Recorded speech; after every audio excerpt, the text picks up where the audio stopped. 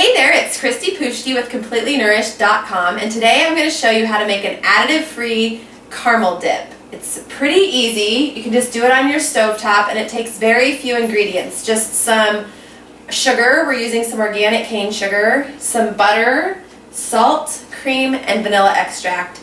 That's it. So you don't need to buy that stuff at the grocery store anymore. You can make it yourself at home from scratch. And here's how. You're going to start with 3/4 cup sugar. We've chosen an organic cane sugar here, and what you want to do is put it in a medium saucepan on your stovetop over medium heat. Just shake the sugar so that it's laying evenly in the pan, and it could take anywhere from 5 to 10 minutes for it to start to melt. I'll check back with you to show you what that looks like, and for now you're just going to let it sit like that. It's been about 3 minutes so far, and it's starting to smell like the sugar is cooking, so I'm just going to zoom in here and show you as I check it to see what we've got going on. Just look in the middle here, peek a little bit with your spoon. Nope, false alarm. See how there's no liquid in there? Just shake it back even and let it sit some more. Let's try for another 3 minutes. Alright, so I lied. I only waited 2 more minutes, but I can really tell we're going to have some melting going on now. So it's been a total of 5 minutes. Come on in and let's see what we've got. You see that? It's starting to melt. So now you can start stirring it every once in a while. And you're just going to keep cooking it over medium heat.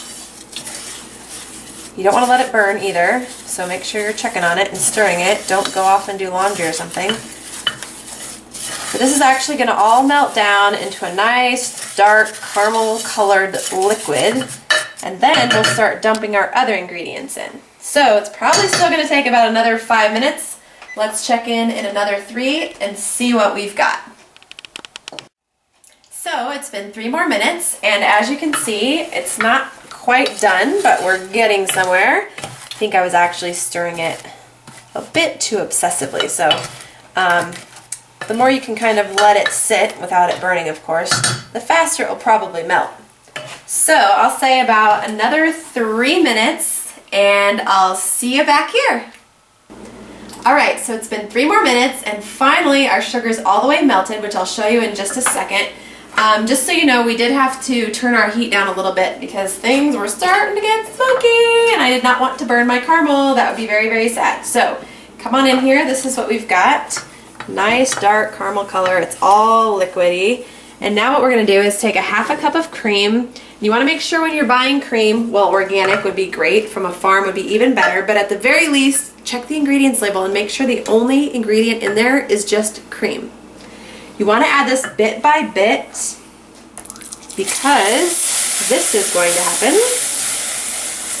And if you do it all at once, you could sizzle it up right out of the pan or it might splatter on you. So see how little I'm adding at a time?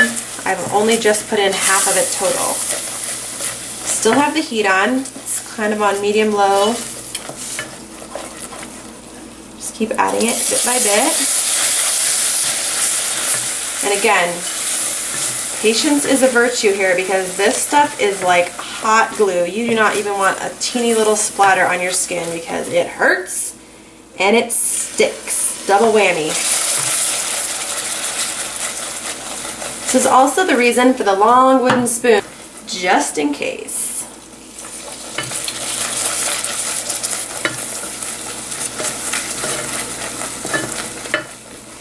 Alright.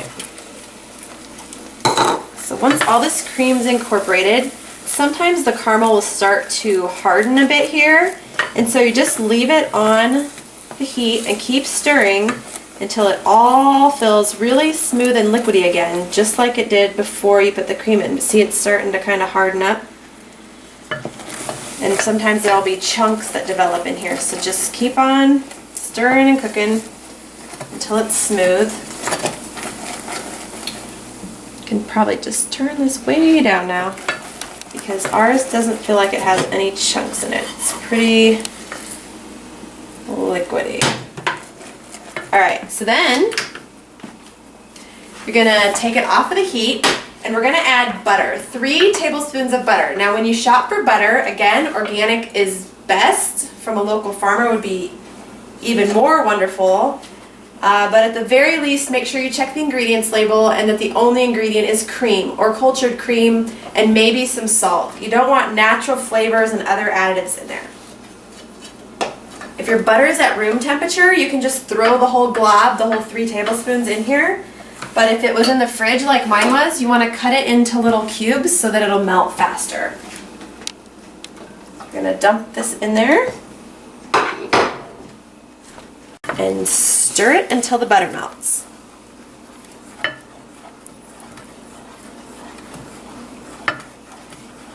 You can also at this time go ahead and throw in your vanilla extract and your salt while your butter is melting. Make sure you find vanilla extract that doesn't have caramel colorings and artificial flavorings or corn syrup in there. Gonna need a ½ teaspoon.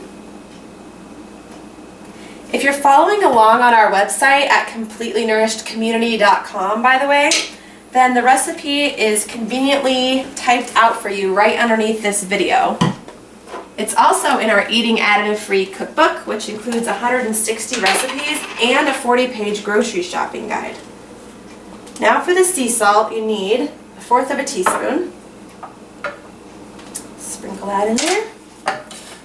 And I think we're just about done. Now this is still really, really hot.